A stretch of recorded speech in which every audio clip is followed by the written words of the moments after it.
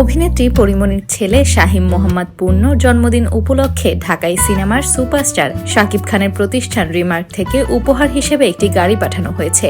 পরিমণি ঘরোয়াভাবে পূর্ণর জন্মদিন উদযাপন করেন এবং এই বিশেষ দিনটি স্মরণীয় করে রাখতে তার প্রিয় মানুষদের সাথে আনন্দ ভাগাভাগি করেন।